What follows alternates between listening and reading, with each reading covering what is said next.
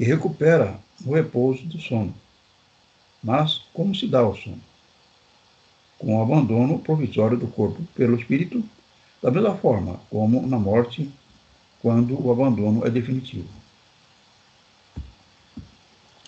Então, o sono, ele tem um aspecto muito importante que a doutrina espírita trouxe.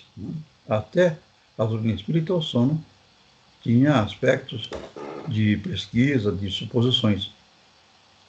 A doutrina espírita, então, estabelece a continuidade da vida. Nós vivemos no corpo físico e vivemos uma parte, a parte seguinte na vida espiritual. E à noite há essa interligação. Nós, ao dormir, ao pegar no sono, significa o perispírito sair do corpo físico. Ele não sai amplamente, não sai ficando em distância. Basta ele se desligar. Então, se você está sentado numa cadeira e está lá sem atividade, está monótona a situação, se você cochila, você cochilou, a hora que você cochilou, o perispírito desligou do corpo físico. Esse desligamento não é um afastamento, não é desdobramento, é só uma leve descasamento, um leve descasamento, né? Então ele está assim, casado, digamos, né? Ele faz assim, né? Uma alteração mínima de encaixamento. Isso então significa a perda da consciência. Então nós passamos a ficar com o corpo sem a consciência da presença do espírito. E esse processo, então, ele se reveste, né, de grande significado e conhecimento. Por isso nós estamos aqui para compreender essas horas, né, que são, conforme se disse aqui na leitura, a sequência da vida e da morte, da noite e do dia, da sono e do repouso e do despertar. É da constituição da vida, de como Deus criou, de ter o ritmo, de ter a sequência, de ter o oposto, né, em continuidade. Não no sentido de oposição, mas sim de ritmo, incluindo, inclusive, o ritmo da música, o ritmo do trabalho, o ritmo do dia, né, o ritmo de se levantar, se alimentar, se preparar para ir trabalhar. É o ritmo, que é aquela repetição, né? Essa repetição que dá essa força. Então, a gente, à medida que vai compreendendo essa lógica da vida e aceitando, então, o repouso, a gente vai tendo mais condições de despertar, de repousar melhor, né? Eu já tive a oportunidade de conversar com algumas pessoas que não eram espíritas, né? Eu tinha muita dificuldade com o sono, porque elas faziam desdobramento. Eu me lembro de três pessoas delas, elas faziam desdobramento. Elas iam longe do corpo físico. E não sabiam o que estava acontecendo, ficava um drama para elas, né? Aí eu expliquei para elas o que acontece, né? E que ela fizesse a prece antes de dormir e pedisse para não desdobrar, né? E ele assustava ela, né? Pronto, resolveu, né? Estou mostrando que o Espiritismo tem esse grande benefício, dando esse conhecimento que nós temos com a condição de sermos espíritos, perispírito e espírito, né? Que se desdobra à noite para o repouso. Tudo bem? Alguma colocação? Algo a acrescentar? Fique à vontade, né? Sempre é só escrever aí para nós trocarmos essa ideia de que for de interesse para vocês. Então, prosseguindo, nós vamos agora ver o sonho, né? As teorias científicas sobre o sonho são também diversas. Para Freud, os sonhos se originam de desejos reprimidos. Não podendo o homem satisfazê-los na vida normal, se esforça por vivê-los quando dorme. Para Maury, os sonhos resultam dos automatismos psicológicos, de celebrações inconscientes ou de associações de ideias que, originam imagens mentais. Para Conan Doyle, ele admite somente duas fontes de sonhos: as resultantes de experiências feitas pelo espírito livre e as provenientes da ação confusa das faculdades inferiores que permanecem no corpo enquanto o espírito se ausenta. Então, aqui, para entender essas colocações, e do Conan Doyle dizendo que tem duas fontes e dessas outras possibilidades, nós usamos uma explicação de Leon Denis no livro O Invisível, que coloca o sono, então, que a doutrina espírita permite conhecer, nenhuma outra doutrina leva a essa profundidade e clareza para delinear a condição que nós passamos durante a noite, colocando que o sono acontece em 3 níveis, né? Em 3 tipos de situação, bem definidas. Ou é numa, ou é noutra, ou é noutra. Então, ela tem essa definição e nos permite, quando levantamos, pensar no nosso sonho, saber o que aconteceu, e qual nível que nós estivemos. Esses níveis são, o primeiro, que é o nível mais simples, que é um afastamento pequeno. Então, esse afastamento só de descasar o perispírito do corpo físico. Ele só descasa um pouquinho. Aí os sonhos são desse nível, desse afastamento pequeno.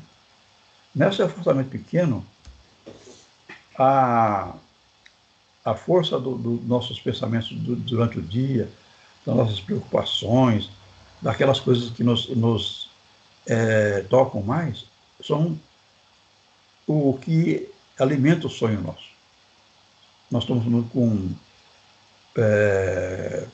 preocupação com o coronavírus, né? Então nós ficamos pensando muito no coronavírus, nós vamos sonhar nesse tipo de situação com o coronavírus à noite, né? Se nós estamos preocupados com a saúde, ou então sobre o nosso peso, né? Vamos sonhar com peso. Então essa condição, o sonho é mais ligado a coisas do dia a dia, né? Ou então coisas que nós temos muito medo, ou então que nós temos muita vontade, nós queremos ir num lugar que tem a cachoeira, temos essa vontade de ir, nós sonhamos com a cachoeira, né? Porque nós temos vontade de ir. A segunda condição de sonho é quando o afastamento é um pouco maior.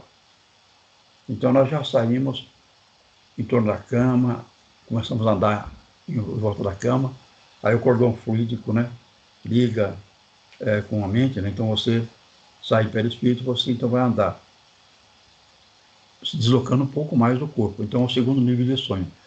O que caracteriza esse segundo nível de sonho são fotos. Você vê as pessoas, paisagens em foto. São coisas paradas, fotos, né? Paradas. Então você vai ver pessoas que você conhece, você percebe que você viu ela, você viu como foto.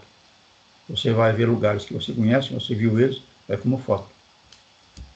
E o terceiro nível é você se afasta bastante. Você vai lá para o centro de São José, vai para Caçapava, vai para São Paulo, vai para outro país, né? Outro estado. Aí não tem limite, né? Pode ir até para a Lua, né? Então, essa condição, você sonha as coisas em movimento, em cores, em preto e branco, né? Muitos sonhos são em preto e branco, outros sonhos em cores. Então, você vê as pessoas, você conversa com elas andam, você pode flutuar, né? Você pode voar, você pode ver uma pessoa voando, né? Você flutuando, você pode ir no lugar que você gosta, que você tem satisfação de ir, ou então pode passar certos sustos, né? São esses 3 níveis. Então, no afastamento pequeno, a pessoa vai pensar no que ele viveu durante o dia, suas preocupações diárias. Quando afasta um pouco mais, vê as coisas como foto. E quando afasta bastante, vê como movimentos, coisas acontecendo realmente como se fosse um filme, né? Todos nós podemos sonhar esses 3 tipos de sonhos. O movimento é mais difícil, né? Muitas vezes são os espíritos que nos levam a essa situação, porque é para nosso bem, para nosso benefício. Então ele faz você ir a esses locais, ver esses sonhos em movimento, que é bom para você, vai fazer bem para você, né? Mas podemos sonhar os 6 tipos de sonhos. O mais comum é esse primeiro, né? Essa preocupação do dia a dia. Algo mais? Seu Léo, Sim? seu Léo, no livro No Nosso Lar, de André Luiz, do Chico, André Luiz se assusta quando ele vê os espíritos com aqueles cordões. E aí o Alexandre, que está com ele, né, o instrutor dele, diz que são irmãos que estão dormindo e que vêm visitar o nosso lar de vez em quando. Sim. Eles Isso têm, tem lá no têm livro. essa diferença, né? Que a pessoa vai saber quem é encarnado e quem é desencarnado, aquele que tem um cordão fluídico, né, ligado ao perispírito, né? O que não tiver cordão fluídico está desencarnado. Mas no sonho é difícil você chegar a essa precisão, né? No caso do André Luiz, ele está no plano espiritual, está em atividade, né? Então ele conseguiu ver, mas no sonho é mais difícil a gente chegar o cordão fluídico, chegar a essa distinção. Mas é possível, né? Quando nós vamos evoluindo, é possível. É verdade, uma boa observação. Então, continuando, nós vamos ver aqui os sonhos do subconsciente, é o próximo assunto, né? São reproduções de pensamentos, ideias e impressões que afetam nossa mente na vigília, fatos comuns da vida normal que se registram nos escaninhos da memória e que durante o sono continuam a preocupar o espírito com maior ou menor intensidade. Esses elementos, subindo do subconsciente, uns puxam os outros, se pode assim dizer, e formam verdadeiros enredos com reminiscências presentes e passadas, tornando os tais sonhos quase sempre de difícil compreensão, justamente por serem confusos, complexos, extravagantes. Nesses sonhos subconscientes entram também outros fatores, como sejam o temperamento imaginativo ou emocional do indivíduo, seus recalques, normalmente os de natureza sexual, perturbações fisiológicas momentâneas, os dormentes desses sonhos, formados em sua própria mente subconsciente, porque tais sonhos são unicamente autoprodutos mentais inferiores. Finalmente, os que os definem e o caracteriza, além do seu aspecto confuso, nebuloso, é a incoerência, a falta de nitidez, de luz e colorido. Então, esse sonho é desse primeiro nível. Então, você vai sonhar sobre as suas preocupações e sobre suas condições de anseios, né? Os sonhos, quando você se afasta do corpo, mais distante, em uma distância maior, aquilo que vai acontecer com você, né, quando você está distanciado, você não tem ligação com o seu psiquismo, né? Porque você está fora. Você está vivendo uma situação fora do corpo. Então, se você se afasta um pouco mais do corpo, você fica em torno da cama, ou então você vai para a cidade, né? Vai mais longe. Tudo que acontece não está tendo registro no seu psiquismo, porque você está fora. Quem vai ver, quem vai viver isso aí é seu perispírito. E não registra no seu psiquismo, no seu cérebro, né? Você vai lembrar do sonho a hora que você volta. Quando você volta desses passeios, ou desse deslocamento mesmo perto da cama, quando você volta para o corpo, aquele pedacinho de sonho que você estava sonhando, que você estava conversando, estava vendo, aí fica marcado no nosso psiquismo, no nosso cérebro. Então você vai lembrar aquele pedacinho. Às vezes você sai, volta, tu lembra vários pedacinhos, aí você vai lembrar um pedacinho, você tenta juntar esses pedacinhos. Mas a grande parte do sonho está no perispírito, né? Não está no psiquismo. Esses que você sonha com coisas do dia a dia, você lembra um pouco mais, né? Você se assustou com uma coisa que você achou que ia cair, ou você então viu um lugar bonito, você lembra aquele lugar que você quer ver, então aí você vai lembrar mais com clareza, mas esse, você sai, você lembra menos. É evidente que esses, quando há deslocamento, são muito mais ricos, né? Então você sai, você vai ter experiências interessantes. A mensagem fica no nosso perispírito, fica no nosso perispírito, está lá no perispírito, né? E ele influencia os nossos pensamentos quando cabe a lembrança do que nós sonhamos. Ele vem influenciando. Então você sente aquele incômodo, aquela intenção. Então é assim que vai nos ajudando, né? Sem nos trazer uma ocupação da mente, porque foi no perispírito, mas só com uma influenciação. Tudo bem? Correto? Alguma pergunta, alguma colocação, fique à vontade, né? Então, continuando, agora eu falo aqui em sonhos reais, né? Sonhos reais, para que ele está colocando aqui do Garmon, é enquanto o corpo físico repousa, o espírito passa a agir no plano espiritual, no qual terá maior ou menor liberdade de ação, segundo sua própria condição evolutiva.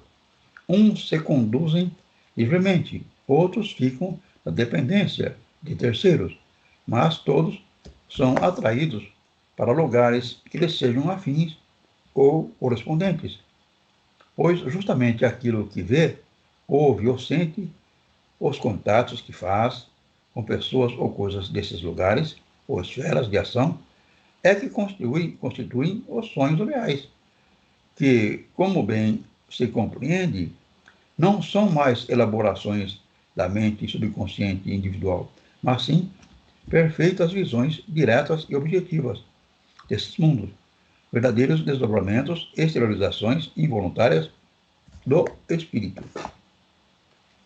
Então, isso aqui ele está falando desses que você sai do corpo. Então, o que você vai viver não é mais aquelas lembranças do seu dia a dia, do que preocupa você, do que força mais o seu psiquismo. São fatos acontecidos reais, né? Então, essa condição, ela dá a você, né, uma possibilidade até de lembrar sonhos importantes, né?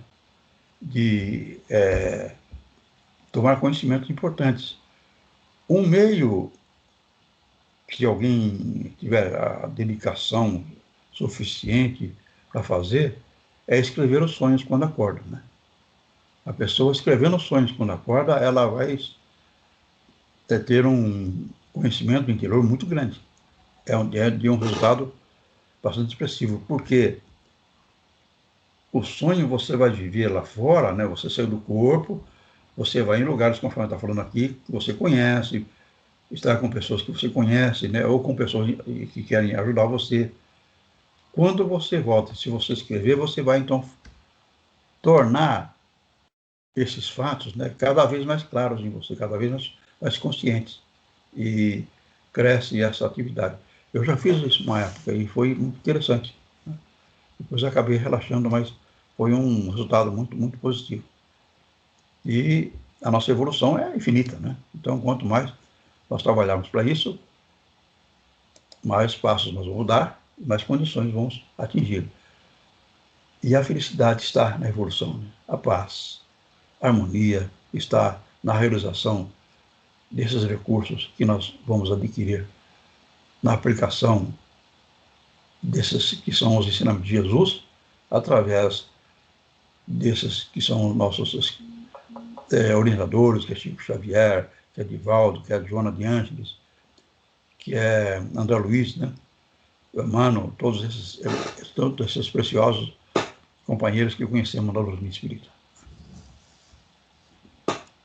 Então, continuando aqui, nós vamos ler agora sobre os encarnados sujeitos, como são as leis que regem o plano material, delas não se libertam, senão com o desencarne, e por isso mesmo, quando exteriorizados durante o sono, as leis prevalecem, mantendo os véus de obscuridade vibratória entre os dois mundos. Essa é a razão porque os sonhos, mesmo os reais, são normalmente indistintos, nebulosos, de difícil recordação. Por isso também é que, quando há necessidade de tornar óbvio esse estado de coisas, fazendo com que os sonhos sejam mais facilmente recordáveis, os agentes do invisível lançam na mente do adormecido poderosas sugestões, facilmente transformáveis ao despertar, em imagens mentais e quadros alegóricos representativos dos ensinamentos, advertências ou experiências que o dormente deve recordar. Então, quando o sonho é de interesse e tem objetivo de aprendizado, os espíritos, nosso anjo da guarda e outros que nos vão ajudar, vão trabalhar em nossa mente, né? No caso do perispírito e no corpo físico, avivando a recordação do que foi sonhado. Então, esse processo de retornar ao corpo e só recordar esse pedacinho que foi desse retorno, que você ainda está pensando no que aconteceu, ele fica superado. Mas nesse caso, que há a ajuda espiritual. Normalmente a gente não vai lembrar, só além desse pedacinho que você voltou para o corpo, você não só aquele pedacinho do sonho. Quando então há necessidade, há objetivo de você lembrar o sonho, os espíritos trabalham para que se fixe em você e você vai lembrar. Que são aqueles sonhos que você lembra com clareza, você lembra com perfeição. Então, nós espíritas, nesse estudo, vamos dar valor para isso. Quando acontecer isso aí, você lembrar o sonho com clareza, onde você foi, com quem você conversou, vamos procurar refletir bastante, pensar bastante nesse sonho, que é interessante para nós. Tem coisas ali preciosas para nosso crescimento, para nossa ajuda, para nosso benefício. Né? Então, temos esse aprendizado que nos dá essa atenção, né, para esse tipo de sonho. Então, fique à vontade, se quiserem colocar mais alguma coisa.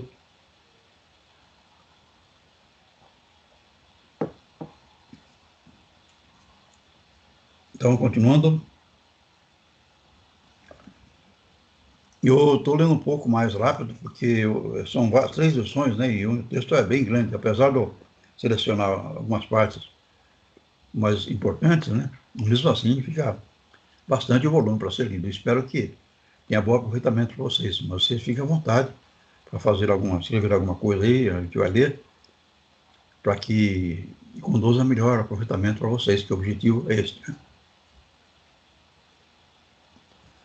Então, costumam também conduzir o adormecido a regiões e instituições do espaço, proporcionando-lhe contatos e experiências necessárias ao seu aprendizado espiritual, dos quais a recordação pelo referido processo sempre de alguma forma permanece.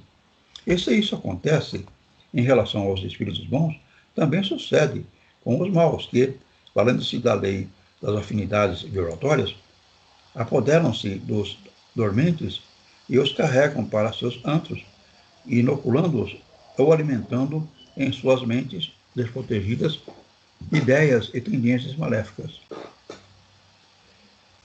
Então, prosseguindo, tem mais um trecho aqui. Conforme, porém, seu desenvolvimento espiritual, pode o espírito, assim, desdobrado, viajar em várias regiões etéreas, vê-las e compreendê-las, instruir-se e penetrar acontecimentos passados ou futuros, do setor dos chamados sonhos simbólicos e proféticos. Então, os espíritos podem nos levar a regiões boas para nosso aprendizado, assim como espíritos das trevas, né? Então, se nós temos nossas atenções em determinadas áreas, nós podemos favorecer que espíritos nos levem a essas regiões, para essas áreas que nós temos uma predileção, uma atenção. Então, não só nós temos e é o mais comum trabalho dos espíritos bons que nos levam a regiões boas, como Se nós tivermos uma intenção ainda muito forte em áreas menos expressivas, vamos ser levados por Espírito. Isso é possível, isso acontece, né? Não quer dizer que é um drama, que é uma coisa, é um processo evolutivo, né? Nós somos divertidos, né? E temos a possibilidade de fazer a nossa reflexão. Por exemplo, se alguém está até... Esse dia eu vi um aparelho que estão vendendo agora, que é um telescópio, né? Muito eficiente e fácil de usar. Então você começa a ver aí a Lua, começa a ver uma coisa difícil de acontecer um processo, mas se você começa a fazer isso, com os instrumentos que estão inventaram agora, e facilita e a pessoa se interessa, ele poderá ser levado, né, para regiões para ver em presença, né, por uma entidade que vai conduzir ele, né, e ele então passar por essa experiência que vai ser útil para ele, vai ser um estímulo para ele continuar nesse trabalho que está fazendo bem, está abrindo a mente dele, né. Então é um exemplo assim mais simples, né, mas evidentemente que os fatos vão acontecer mais em relação à vida da pessoa, aqueles seres que são seus antigos parentes já desencarnados, as suas amizades, né, as suas afinidades, que vão ser motivos para que nós possamos ser levados a situações que nos vai dar uma lembrança mais clara, com aproveitamento nessa experiência que possa ser processada durante a noite, durante o sono. Então fique à vontade, podem colocar suas impressões, suas áreas que... Seu Léo, Sim. tem uma pergunta do Cidade, que é: como posso diferenciar entre o desdobramento e o sonho? Qual a diferença que eu posso ter? O desdobramento e o sonho, os dois são, você vai sair do corpo, né? Então você vai sair do corpo, vai se deslocar. O sonho é quando você dorme, você está dormindo, né? Você vai repousar, você trabalhou o dia todo, é horário de dormir, você vai 10 horas da noite, meia-noite, né? Vai dormir. Então aí é sonho. O desdobramento é você estar consciente, você vai na reunião, você se senta, você não dorme, né? Você está acordado. E você relaxa. Esse relaxamento é que dá o desdobramento, né? O dormir é uma forma de desdobrar. Então, você dormiu, é automático o fato de você sair do corpo. Você perdeu a consciência, saiu do corpo, dormiu, né? Saiu um pouco, saiu bastante, mas dormiu, perdeu a consciência. Agora, o desdobramento, você se senta, faz prece, se acalma, relaxa, a reunião, vai se serenando, vai se acalmando, aí então é o desdobramento, né? Se você tiver essa mediunidade, né? Se você não tiver, você só se afasta um pouco do corpo. É o suficiente para dar passividade, é o suficiente para dar psicofonia, psicografia, né? Só um pouco, é o que acontece com a maior parte dos médios. Esse que faz ele relaxa, desdobra, já é outra mediunidade, é a mediunidade de desdobramento. Então não é nosso assunto nesse momento, né? Mas é outra mediunidade. Deu para responder a pergunta que me fez? Ficou claro a diferença? O sono é desdobramento, né? O sono é dormir, descansar. O desdobramento é você se concentrar numa reunião, relaxar. Aí o espírito vai se afastando, você vai relaxando. E se você tiver mediunidade, ele até se afasta mesmo. Ele faz o desdobramento, né? O médico que tem esse recurso, ele acontece normalmente, ele já entra em consideração. Eu conheci médios assim. Eles se desdobravam de uma forma... Às vezes estavam numa reunião, com bastante atividade. Nós íamos em centros, assim, desconhecidos até, não conhecíamos o centro. Pessoas desconhecidas. ele se concentrava, daqui a pouco ele estava em desdobramento, ele tinha uma facilidade enorme. E o resultado era muito, muito interessante. Você via, eu já conhecia ele, né? Via que era desdobramento. Então, é um dom do médium, né? O médium que tem esse dom, ele faz isso com facilidade. Tudo bem? Alguma coisa mais? Seja à vontade, né? Fique claro, fique compreendido. Vamos então prosseguir, né? Em geral, só nos recordamos do último sonho o que aconteceu ao despertar, e este mesmo é logo varrido da memória com a interferência brutal dos acontecimentos materiais imediatos.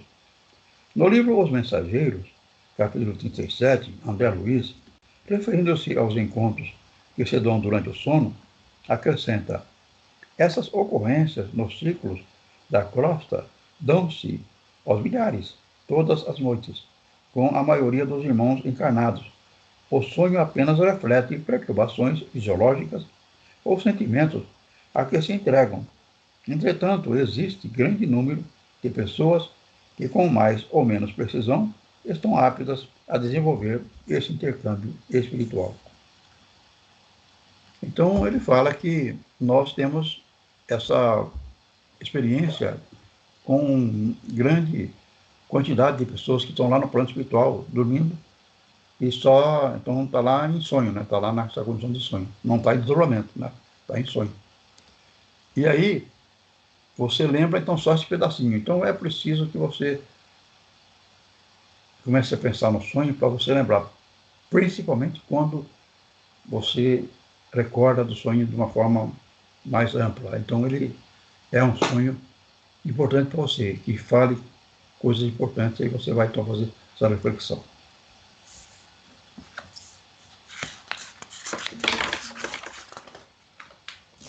Então, agora nós vamos passar para outro assunto, né?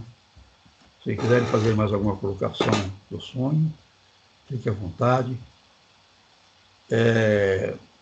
Esses elementos são as bases do nosso estudo, né? Os comentários, os assuntos, são mais ligados a sonhos acontecidos, né? Fatos ligados a sonhos que trouxeram informações. E a cada um de vocês, né? Vocês sabem seus sonhos, sabem suas tendências, sabem suas dúvidas, sabem suas questões, né?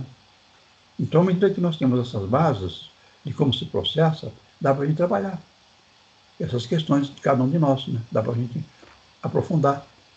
E sabendo que, se houver interesse nosso em conhecer, a hora que acordar, é escrever o sonho. Se você escrever o sonho, vai ter um resultado surpreendente, muito bom. Então, vamos à incorporação. Agora, esse assunto que vamos estudar, não é? A incorporação. Esta forma de mediunidade se caracteriza pela transmissão oral ou escrita da comunicação do espírito, que pode ser parcial ou total, como já dissemos. Há uma corrente de investigadores psiquistas que não considera a incorporação como uma faculdade real, porque, segundo alegam, os médiuns desta classe não revelam possuir uma força psíquica especial e definida, que se manifeste por si mesma, produzindo fenômenos, trata-se, ajuntam, de um estado passivo que denota unicamente capacidade sonambúlica por parte do médium. Então, aqui fala na incorporação, e acrescentando que, por outro lado, consideramos a incorporação uma das formas mais interessantes de mediunidade e das mais úteis, porque não só nos faculta entendimento direto e pessoal com os espíritos, como também a possibilidade de doutrinarmos e esclarecermos os espíritos inconscientes imersos em escuridão mental, bem como os maldosos, realizando assim um ato de verdadeira caridade espiritual e cooperando com os companheiros que dirigem as organizações assistenciais do espaço dedicados a esse trabalho. Então, aqui está dizendo sobre a questão da incorporação, que o médium, sendo psicógrafo, psicografia, ele pode ser a mecânica, né? A semimecânica e a intuitiva. Então, a mecânica, ele vai escrever e não vai lembrar o que ele escreveu, não vai saber o que ele escreveu, nem precisa ler o que ele escreveu. A semimecânica, ele vai escrever, mas ele sabe o que está escrevendo, né? Então, passa pelo pensamento dele. E a intuitiva, ele forma o pensamento inteiro, né? Então, conforme eu já disse aqui, né, já expliquei, a mecânica, ele escreve: eu sou o irmão Rodolfo e vim aqui para dar explicações para vocês, né? Então, ele escreve lá: eu sou o irmão Rodolfo e vim aqui para dar explicações para vocês. E não sabe o que ele escreveu. Ele vai saber quando ele pegar o papel e ler, né? Então, a mecânica. A semimecânica, ele recebe aquele pensamento: eu sou. Então, ele escreve: eu sou. Aí o irmão Rodolfo, aí ele escreve: o irmão Rodolfo. Aí que vim aqui para ajudar vocês. Então ele vai montando o pensamento para o padre e vai escrevendo. Então ele vai sabendo. Ele sabe que ele então escreveu: eu sou o irmão Rodolfo que vim aqui para ajudar vocês, porque ele compôs parte por parte. A intuitiva, ele vai formar o pensamento: eu sou o irmão Rodolfo que vim aqui para ajudar vocês. Depois que formou todo o pensamento, a ideia é completa, aí ele vai escrever, né? Aí que ele vai escrever, após formar esse pensamento. E a psicofonia é a consciente e a inconsciente. É inconsciente, o médium fala sem saber o que está falando, é igual o médium mecânico, psicógrafo mecânico. É o médium psicofônico inconsciente, ele não sabe o que está falando. Assim como o médium psicógrafo mecânico não sabe o que está escrevendo. O médium psicofônico consciente, ele sabe o que ele está falando. Então, eu vim aqui, sou o irmão Rodolfo, para ajudar vocês, né? Então, o inconsciente faz lá isso sem saber o que ele falou. Vai ficar sabendo depois. E o psicofonia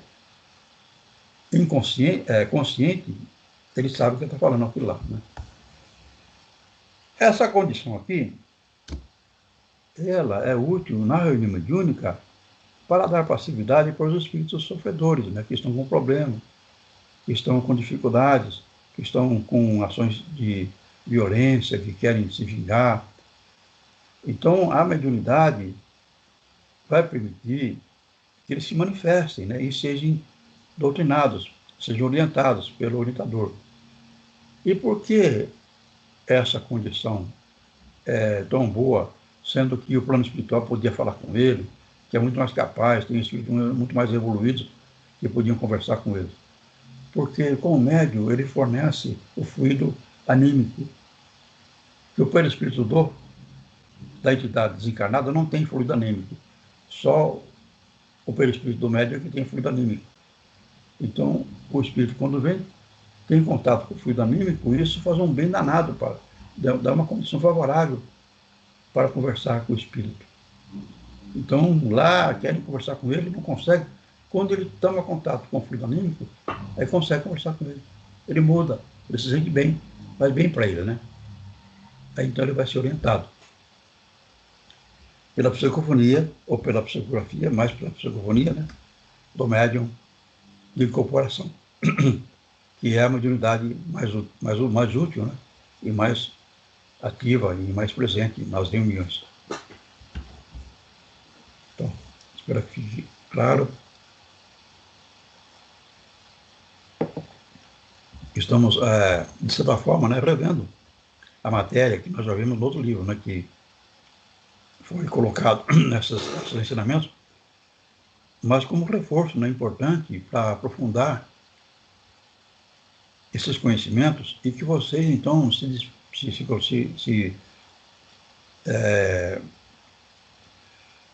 conscientizando dessas possibilidades, façam algumas colocações, né, para que acrescente mais a sua participação, a sua compreensão, que essa consciência é fundamental para desenvolver a mediunidade de vocês.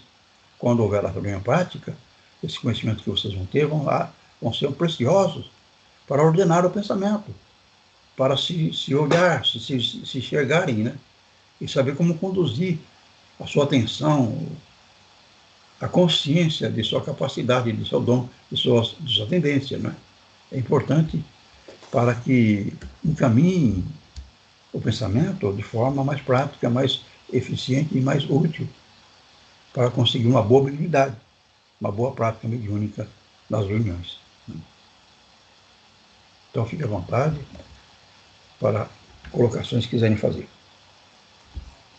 Agora aqui vamos na divisão, né? Segundo a divisão que adotamos, os médiuns podem ser conscientes e subconscientes. Sobre os 100 médiuns observados, provavelmente 80 serão de incorporação, representando essa modalidade uma grande maioria. É de crer, portanto, que essa forma, do ponto de vista qualitativo, aspecto espiritual, seja de um certo modo inferior à inconsciente. A incorporação é a porta mais acolhedora e acessível para a manifestação objetiva dos espíritos no plano material. Desses 80 citados, 50 serão provavelmente conscientes, 28 semiconscientes e os restantes 2 inconscientes. Esta forma inconsciente, que é, portanto, a menos corrente, quase sempre apresenta 2 aspectos que denominamos transe sonambúlico e transe letárgico. Então, ele está colocando que, separando os médiuns em semiconscientes, em conscientes e inconscientes, né, nós vamos ter 80%, né? 80% dos médiuns são conscientes, né? A maior parte dos médiuns, eles vão psicografar sabendo que está psicografando, vão falar sabendo que está falando, a maior parte é 80%. Né? Os médiuns semimecânicos já dá uma porcentagem que ele coloca de 20%. Né? Esses que são mecânicos ou inconscientes, é só uns 2%, é uma minoria, ele colocou aqui o Rodrigo Armon, né? Então, por isso que é importante a gente entender que a mediunidade ela vai se dar só com o deslocamento do perispírito. Pouca coisa do perispírito deslocado já dá a condição de mediunidade. Porque no sono vai ter sonho, mas agora na reunião mediúnica vai ter a mediunidade. Então, você se afastou do corpo um pouquinho, concentrou, relaxou, já vai dar mediunidade, que é a maioria dos médiuns, né? E conforme vocês irem desenvolvendo a mediunidade, vocês podem ampliar, né? Podem chegar a condições de mediunidade que seria essa semiconsciente, né? Já se afastando um pouco mais do corpo, dando uma qualidade maior. E chegar talvez até a inconsciente, que é a mais são, segundo o Edgar Armon, só 2%, né, dos médios que atingem essa condição, né? Poderá ser mais, mas é uma ideia que nós temos como objetivo, né, da realização da mediunidade. Então, se quiserem fazer alguma coisa, tenham vontade.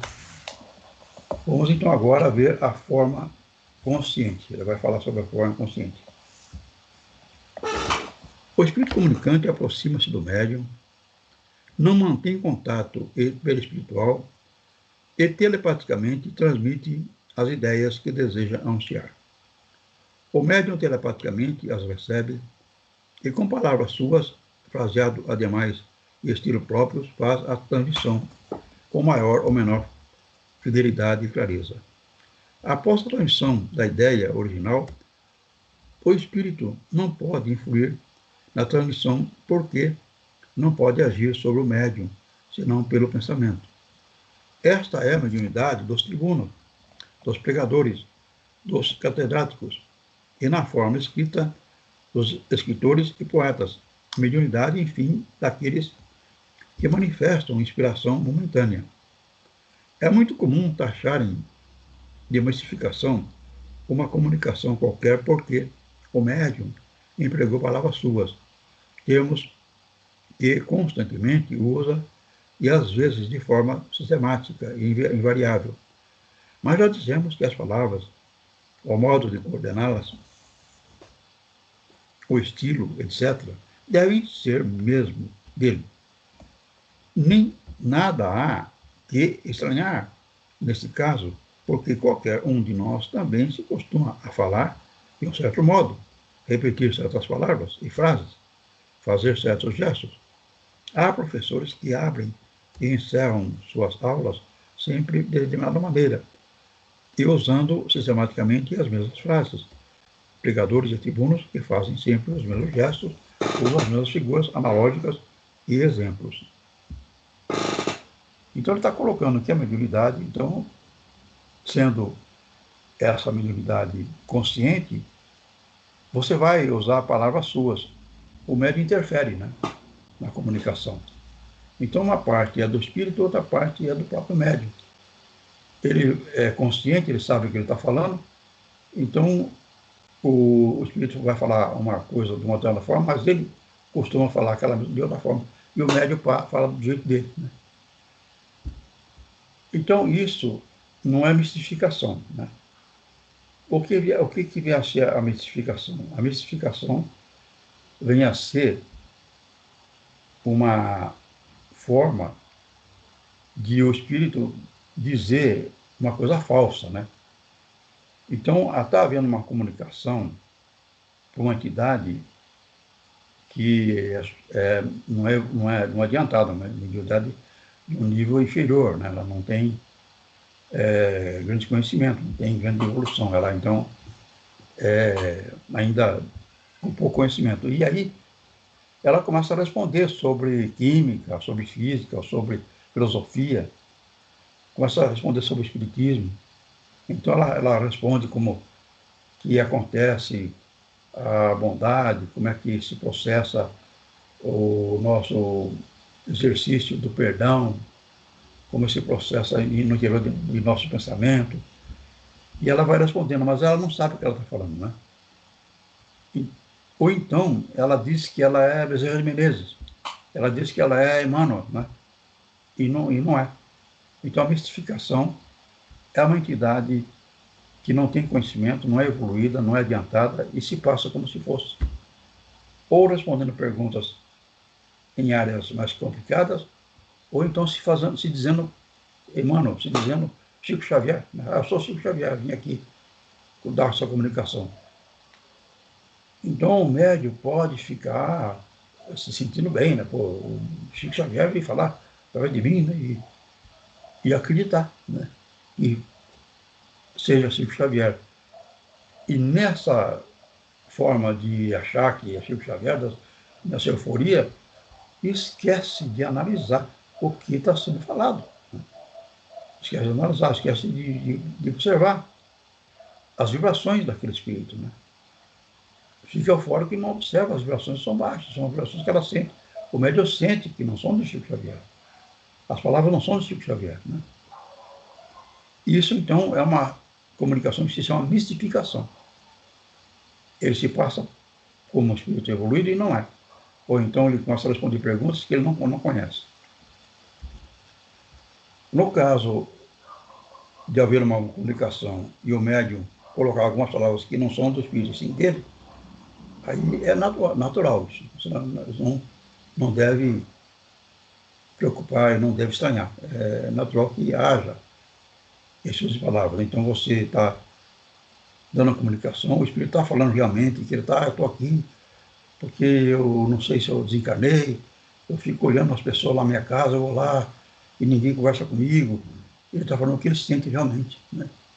É real aquela comunicação. Então, se você alterar algumas palavras, não vai alterar o assunto que é ele estar com essa preocupação. Ele não está sabendo que ele desencarnou. Ele vai na casa dele, conversa com as pessoas, ninguém responde, né? Nesse caso, o assunto dá para entender o que está acontecendo com ele. E o orientador vai dizer as palavras adequadas para que ele compreenda o que está se passando, com o cuidado necessário, sabendo que ele precisa entender a condição diferente dele, né? Que o corpo dele como é que é, ele vai pegar as coisas, não consegue pegar, né? Então eu vou começar a chamar a atenção dele sobre coisas que ele não percebe, né? tudo bem, a diferença de justificação, de algumas palavras que o médium vai usar, né? Então não se preocupar com isso, né? É um ensinamento que nós estamos aprendendo aqui, que então vocês ficam já conscientes e quando houver a prática, né, já saberem que isso é natural, né?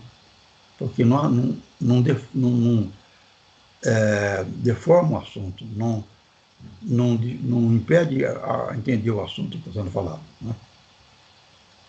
Tudo bem?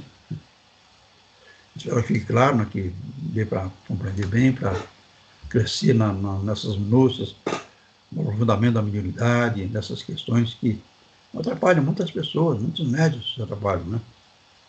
Ficam com atenção muito nesses detalhes e acabam perdendo a visão geral do desenvolvimento da mediunidade, do assunto a ser tratado e das diversas áreas a desenvolver, né?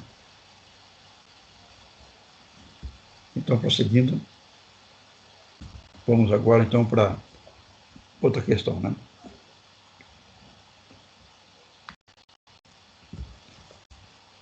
Nesta classe de mediunidade, é sempre preferível, todavia, que o médium seja culto. Então, aqui, nós estamos tratando, né, de uma questão que eu vou falar um exemplo aqui para ficar mais compreensível, né? Quando o Chico Xavier psicografou o livro Nosso Lar, ele foi muito questionado, né? Foi questionado, né? O Nosso Lar veio assim com uma revelação e uma dimensão da compreensão do que era o plano espiritual, uma cidade, né? Então tem uma cidade lá, não tinha esse conhecimento, era limitado, né? Aí de repente ficou público, tem uma cidade lá, então, onde as pessoas vivem na cidade, que pode andar de arboso, e ter reuniões, e tem lugar para dormir, né? Do hospital. Isso provocou um choque no meio espírita, né? Mas aos poucos foram sendo aceitos. A FEB que editou o livro, né, que editou o livro até hoje, então sustentou essas explicações. A qualidade do médium Chico Xavier cresceu, né, perante a sociedade espírita. E aí uma senhora, né, lá do meio, amiga dele, né, que ela escreve esse fato, né, perguntou para o Chico Xavier se aquele livro, não tão precioso, né, aquela revelação tão grandiosa, né, que é o livro Nosso Lar, podia ter sido transmitida através de um médium lá, de uma tribo de índios, né? De uma dessas tribos que não tem conhecimento, né? Se podia ter usado esse índio, né? Esse médium, porque tem índios que são médiums, né? Para transmitir o livro Nosso Lar. Então, quando essa pessoa fez essa pergunta, quem respondeu não foi o Chico Xavier, foi Emmanuel. Nesse momento, então, ela percebe que o Chico Xavier se muda, né? A atitude dele, né? Aquela expressão que ele tem. E o Emmanuel responde que não, que seria impossível. Porque para transmitir o André Luiz esse livro Nosso Lar, precisaria que o médium tivesse, em seu psiquismo, em seu conhecimento, uma estrutura compatível com aquele assunto, né? Compatível com aquela informação nova e que surpreendeu tanto os espíritas, né? E um médium que estivesse no nativo não teria uma organização psíquica para dar uma comunicação desse porte, né? Então, vocês que estão desenvolvendo a mediunidade, vocês vão dar passividade de determinado espírito, e conforme vocês vão desenvolvendo, vocês vão ampliando essa condição. Mas os conhecimentos que vocês adquirirem no estudo, em ler livros, são úteis para esse exercício, para essa ampliação. Que nós vamos, então, lendo aqui, né, nesse conteúdo agora, compreender melhor esta área, né? Então ele coloca, nessa classe de mediunidade, é sempre preferível, todavia, que o médium seja culto, porque assim terá mais facilidade e eficiência para traduzir, através de um entendimento amplo e um vocabulário rico, as ideias transmitidas telepaticamente pelo espírito, já que a forma de transmissão telepática é essencialmente sintética e muitas vezes alegórica. Vejamos o que diz Kardec sobre esse particular. Quando encontramos em um médium ou cérebro povoado de conhecimentos adquiridos, na sua vida atual, e o seu espírito rico de conhecimentos latentes, obtidos em vidas anteriores, de natureza a nos facilitar as comunicações, dele de preferência nos servimos, porque com ele o fenômeno da comunicação se nos torna muito mais fácil do que com um médium de inteligência limitada e de escassos conhecimentos anteriores. Ouvimos assim o codificador Kardec escrevendo há um século atrás. Ouçamos agora Ramatiz, espírito autorizado que coopera conosco nos nossos dias no setor da propagação doutrinária e que é ainda mais detalhado e categórico. Dizer, a repressão ao animismo dificultará grandemente as tarefas mediúnicas e por isso não deve ser feita. O mediunismo não dispensa a colaboração do médium, ao qual jamais deve ser um simples autônomo ou robô.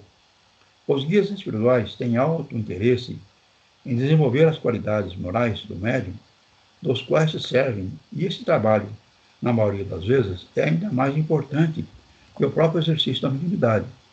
Muitas vezes, os guias protelam revelações do alto ou avançamento de conhecimentos à espera que os médiuns, primeiramente, revelem seus adiantamentos no campo da evangelização e do conhecimento espiritual. O esforço contínuo para o cumprimento dos deveres morais é sempre o que mais esperam dos médiuns dos quais se revestem. Então, mostrando que o conhecimento é importante, vocês lerem livros, né?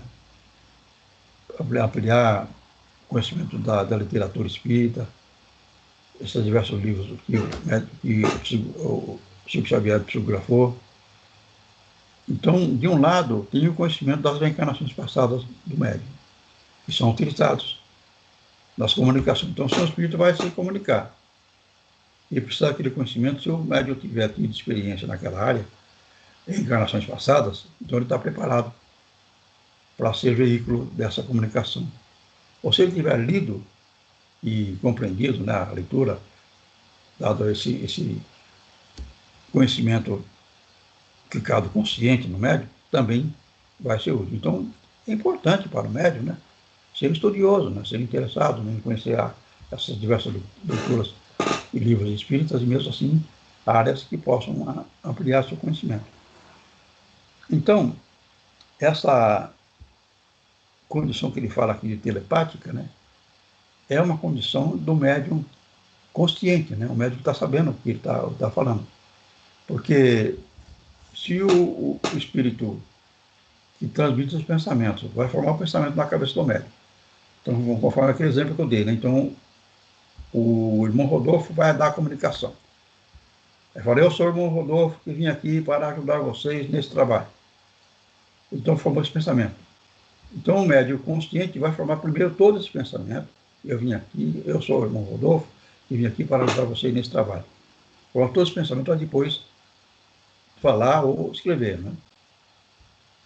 Então, o irmão Rodolfo poderá estar próximo, haver um acoplamento do espírito, mas como ele tem essa capacidade, ele pode estar longe, então já fica através de uma telepatia, né? Essa comunicação. Por isso que ele se refere à telepatia.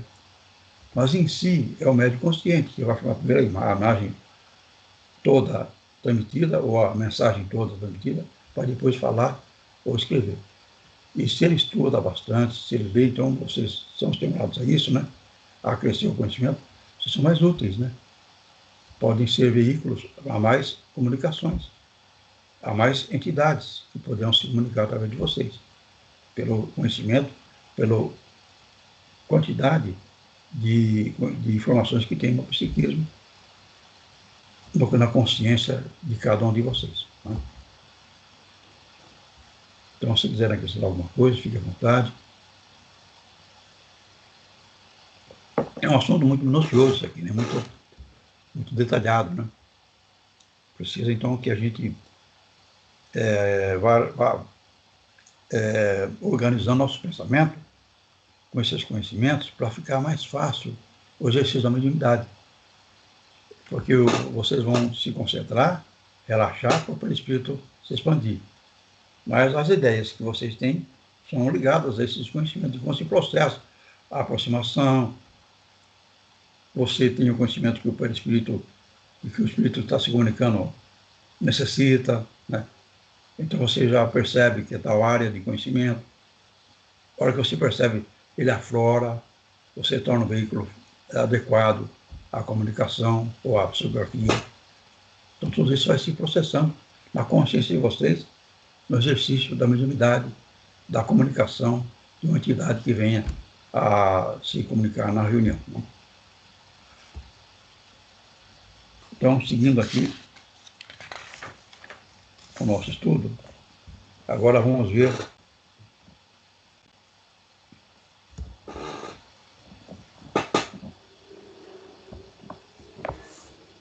aqui, então nós vamos ver agora como se vê do que fica dito, tanto o médium como o espírito, nesses casos de mediunidade consciente, cada um cumpre o seu dever nos limites de suas possibilidades individuais. Mas o que importa saber, sobretudo, é que, se a ideia central transmitida pelo espírito não foi modificada, deturpada, a comunicação é autêntica e perfeitamente aceitável. Então,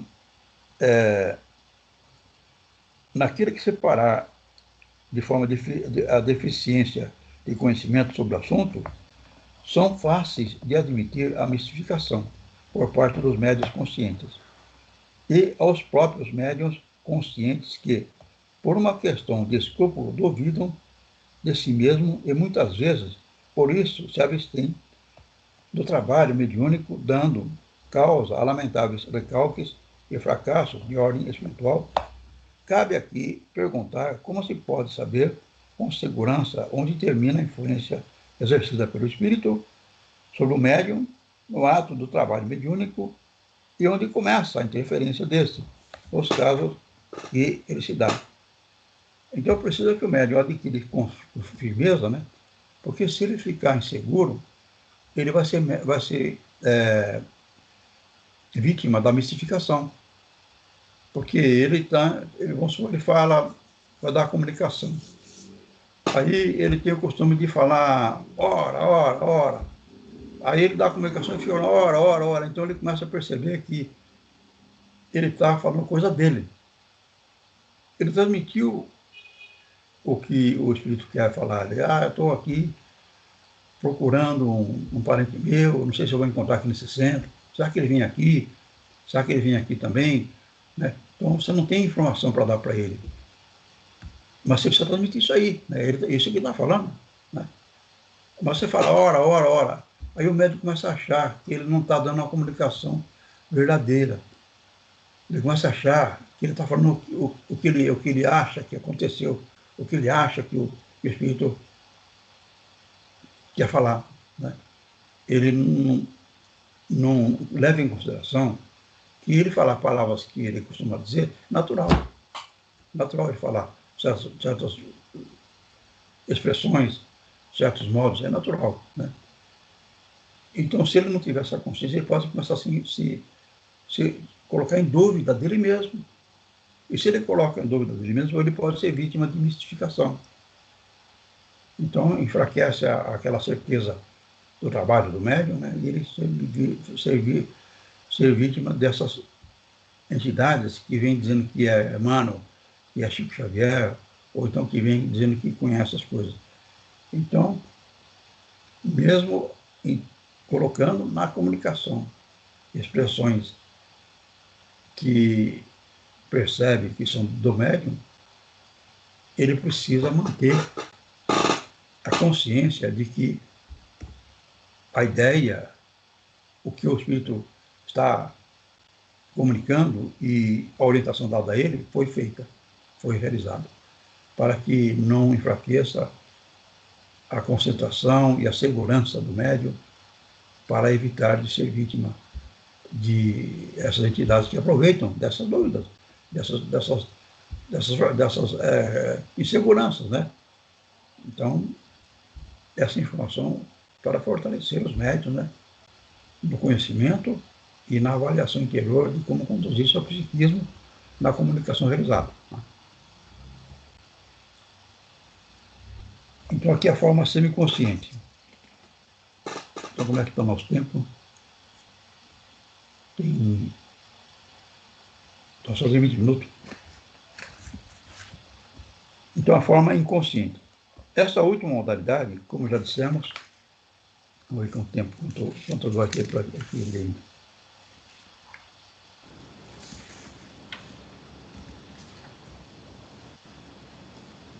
É, 21h40, uns 20 minutos só, né?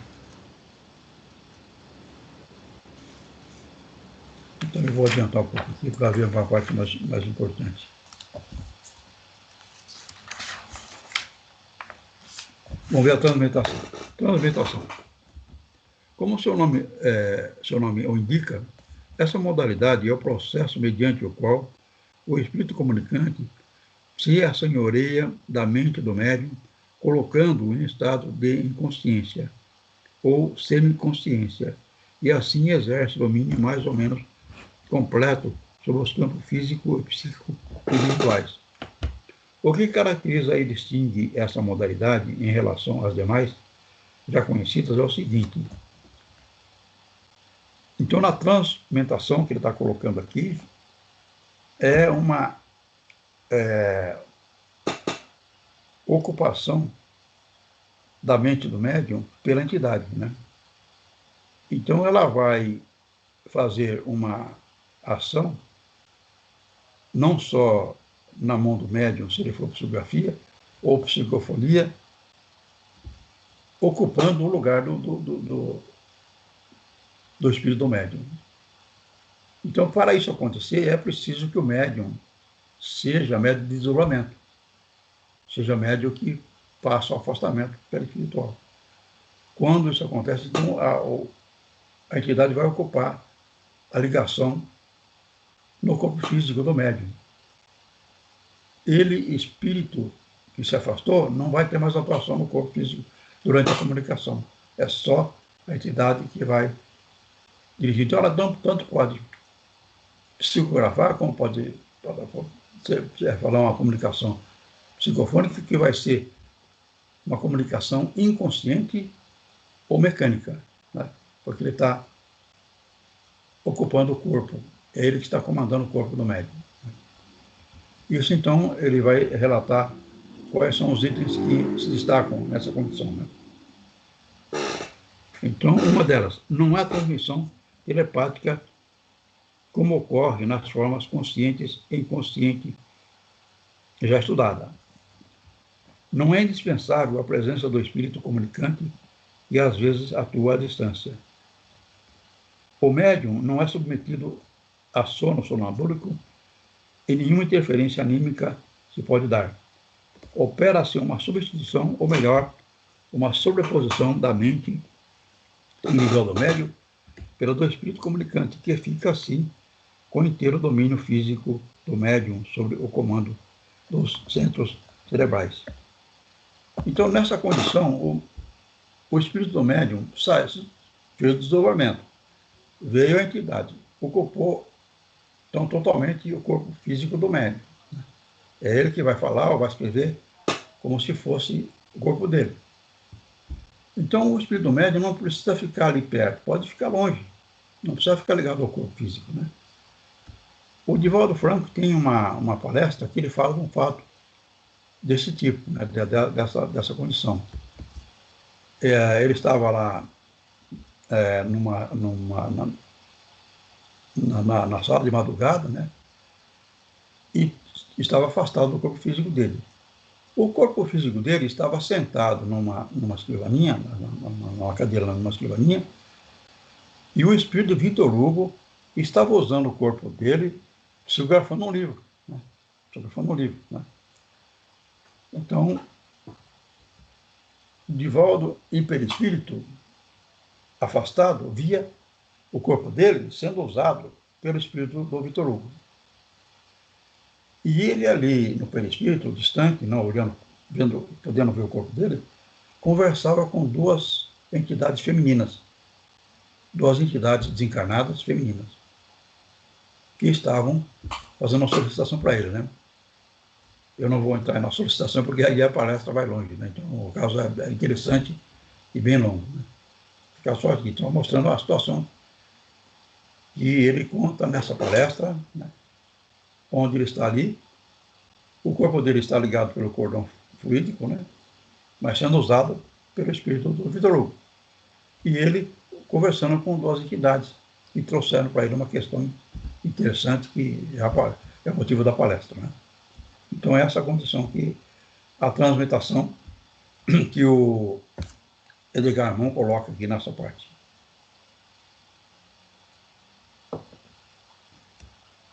Então, agora, vamos ver a transfiguração. A transfiguração, então vou ler aqui primeiro. O espírito operante atua sobre o médium, adormece ou desliga parcialmente do corpo denso e o faz para provocar um relaxamento dos centros nervosos e, consequentemente, dos tecidos orgânicos da região que pretende modificar em seu aspecto. Então, a transfiguração é uma situação que o médium tem a capacidade de expandir seu perispírito, né? Ele expande seu perispírito. Ao invés de se deslocar e desdobrar, ele fica envolvendo o corpo físico dele. Ao envolver o corpo físico dele, o médium, né, ele pode, então, fazer com que o perispírito que foi expandido, está envolvendo o corpo físico dele, provoque um desaparecimento do corpo físico do médium. Ele pode ficar invisível, né? Porque no perispírito ele vai desenvolver vibrações que escondem o corpo físico dele, que ficam sem possibilidade de ver. Então isso é possível, isso é uma condição que dá para a pessoa executar. Ou então esse perispírito que está expandido pode assumir uma outra aparência. Ele pode perceber a atuação de um espírito próximo e fazer o perispírito dele ficar com a aparência daquele espírito que está próximo. Por exemplo, Divaldo Franco dá palestra falando com o Bezerra de Menezes, a voz dele do Bezerra de Menezes, e inclusive a aparência dele fica, o Bezerra fica com barba e com a aparência do Bezerra de Menezes. Porque o Bezerra de Menezes, então, passa para o perispírito essa característica. Assim como ele poderá entrar aqui entre o corpo físico e dentro do perispírito, para fazer essa comunicação. Mas o normal é ele, lá fora, atua no perispírito que está expandido, envolvendo de uma forma ampla o corpo físico do médium, e faz o perispírito ficar com o formato do Bezerra de Menezes. Poderia, é claro, o Divaldo se desdobrar e lá longe o perispírito do Divaldo receber a atuação do espírito do Bezerra de Menezes e ficar parecendo o Bezerra de Menezes. Mas aí o corpo do Divaldo continuaria visível. Né? Aqui está fazendo duas coisas. Está transformando o perispírito do Divaldo com a aparência do Bezerra de Menezes e ao mesmo tempo escondendo o corpo do Divaldo. Então, você vai olhar, você não vai mais ver o Divaldo, você vai ver o Bezerra de Menezes. Né? Por isso, então, que é na frente, né? Tanto para passarem a ver o Bezerra de Menezes, como também para não ver mais o corpo do Divaldo. Então, quem está falando ali, conforme vocês podem assistir vídeo, né, dessa palestra, onde ali está Divaldo, de repente não está mais o Divaldo, você não vê mais ele. Você vê o Bezerra de Menezes, a voz do Bezerra de Menezes, e a comunicação é a do Bezerra de Menezes. Correto? Deu para entender esse processo da transfiguração, da mudança de aparência. Então, ele poderá ficar fluídico, né? Ficar rarefeito, ele poderá ficar invisível, ele poderá ficar com a aparência do Bezerra de Menezes. Tudo isso é possível, né? Tudo isso podemos ver ser realizado, e vocês, médios, né, poderão desenvolver esses dons de vocês, né, e desenvolver essa condição de ser veículo de fenômeno desse tipo, que é para acontecer e para ser realizado. Né. É muito complicado, é muito difícil de entender, não deu para perceber.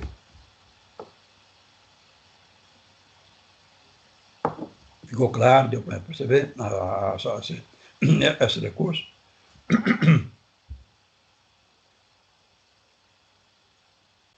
Não estou vendo nenhum retorno, nenhuma resposta, nenhum... Seu Léo, Sim. seu Léo, tem pergunta da Ana Cláudia. Não entendi, mas quem vê? Quem vai ver? Nós? Quem tem visão? Então, nós estamos lá assistindo a palestra, né? Então, lá, nós somos público, né? O Divaldo é o médico, está lá falando, né? Então, nós estamos vendo o Divaldo falar. De repente, nós não estamos vendo mais o Divaldo. O Divaldo agora não é mais o Divaldo, é o Bezerra de Menezes. Nós estamos olhando ele e agora não vemos mais ele. Vemos o Bezerra de Menezes.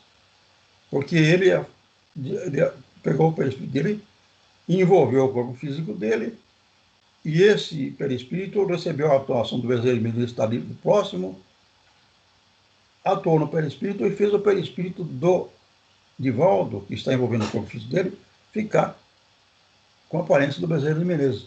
O público que está vendo, estava vendo o Bezerra de Menezes, estava vendo o Divaldo. Agora não vê mais o Divaldo não está mais lá. Está o Bezerra de Menezes, naquele lugar que estava o Divaldo. Acabou a palestra, volta a ser o Divaldo. Desaparece o Bezerra de Menezes, volta a ser o Divaldo. Porque o Bezerra de Menezes se afastou, deixou de atuar no perispírito do Divaldo, e agora, então, ele é o Divaldo com o perispírito, com o seu psiquismo, com a sua aparência conhecida, né? Melhorou, Ana Cláudia? Seu Léo, mas só vê quem tem o dom de ver, ou todo o público vai ver, no caso, o Bezerra? Eu não quis falar aqui sobre esses dois aspectos, mas então é importante falar, tá certo, você está certo, porque a materialização, ela pode ser objetiva e subjetiva. Ela é objetiva, né? Quando a entidade se faz visível, ele é uma entidade, é um espírito, é desencarnado. E ele, então, dá ao perispírito dele consistência para que os encarnados vejam ele. Então, se tiver 10 pessoas ali na reunião, 10 pessoas vão ver ele. Ele se fez visível. Ele colocou o perispírito dele numa condição fluídica que se tornou visível para as 10 pessoas, né? Então, é uma materialização.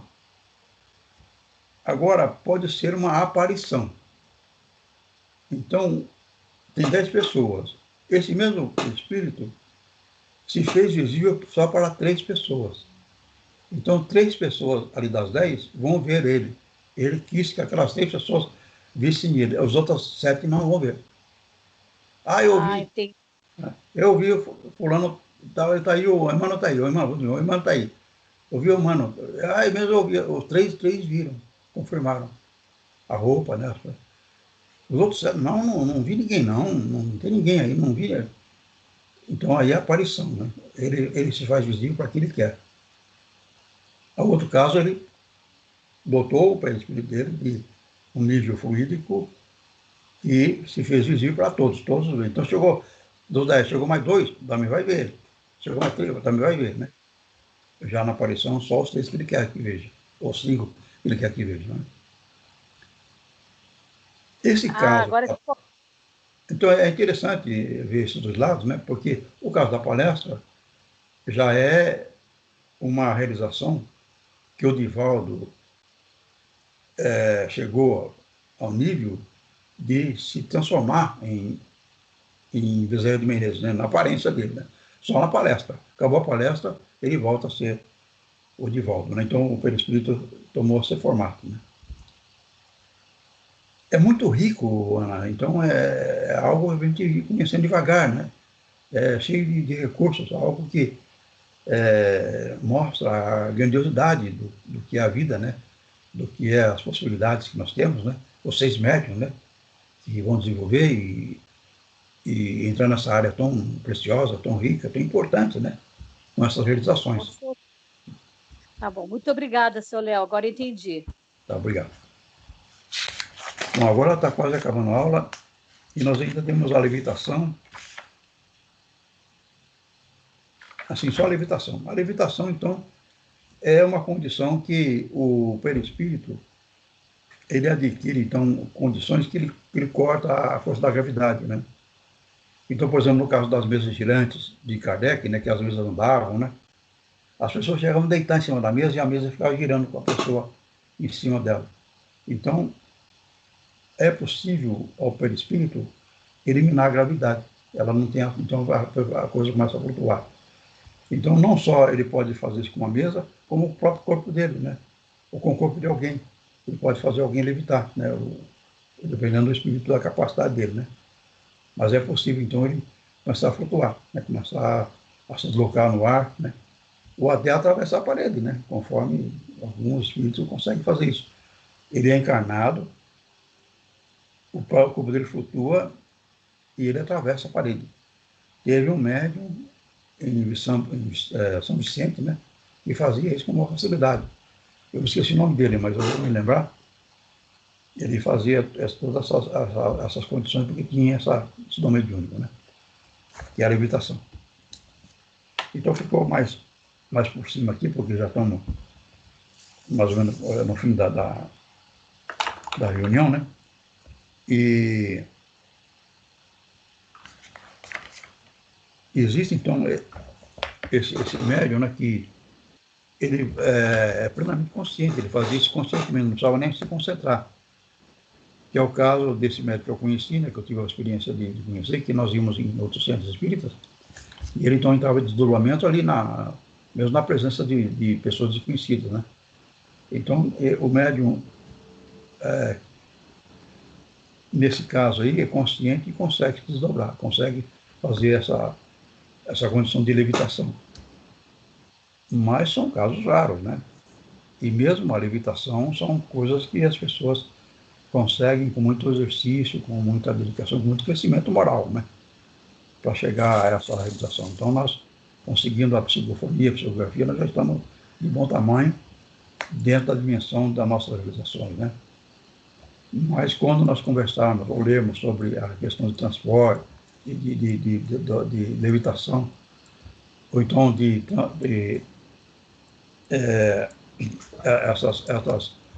essas outras áreas da realização mediúnica, né?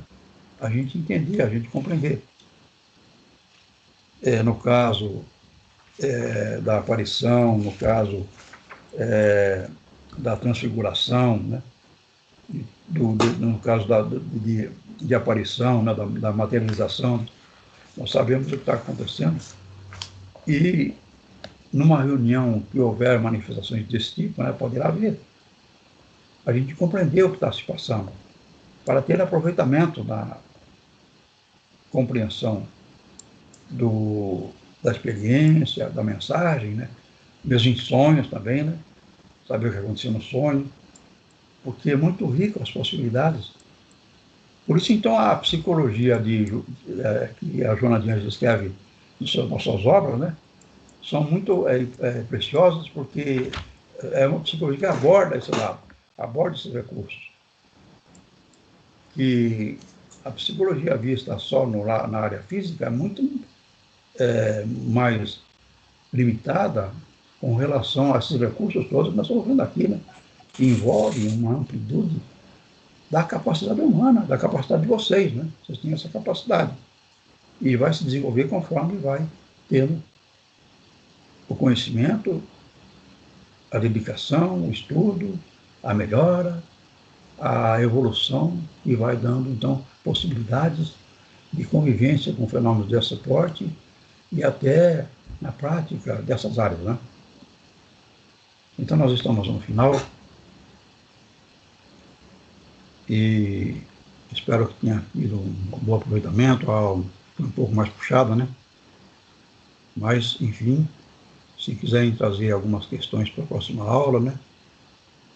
E se lembrarem, fiquem à vontade, estou aí aberto a voltar ao assunto e aprofundar o que for necessário, né? Então, um bom fim de semana para vocês, ficou tudo bem, e agora a próxima aula não vai ter, né? Vamos estar só na aula seguinte. Então, vamos conseguir no estudo nosso, precioso e importante. Obrigado a todos, e vamos fazer a prece então e encerrar.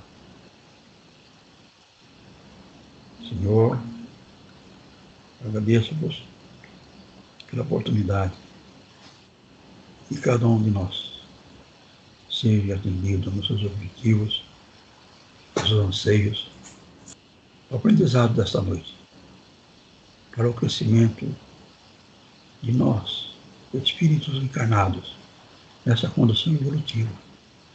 E expressamos, nesse momento, esse crescimento de cada um de nós, nessas possibilidades de realização e aprimoramento para a paz, para a fraternidade, para a prática dos ensinamentos de Jesus, nosso mestre querido, nosso mestre maior, esta oportunidade de lembrar as condições que podemos atingir. Assim seja.